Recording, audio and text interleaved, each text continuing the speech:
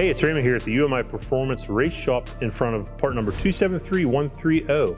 First gen Camaro and Firebird Inboard shock relocation kit. This is one neat unit. So this goes under the trunk, this piece here, and it actually has a slider that allows you to adapt to that 50-plus-year-old chassis. So it's going to fit nice and snug, and you'll be able to have some adjustment.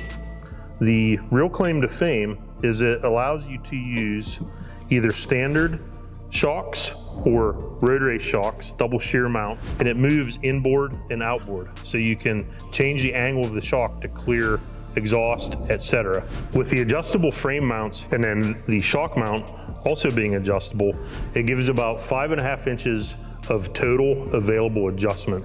On the axle, it has a double shear mount here, so you can use standard shock or racing style shock.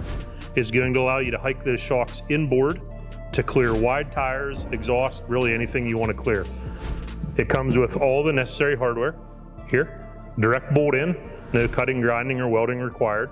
And as with all UMI performance parts, it's 100% made in USA and USA steel.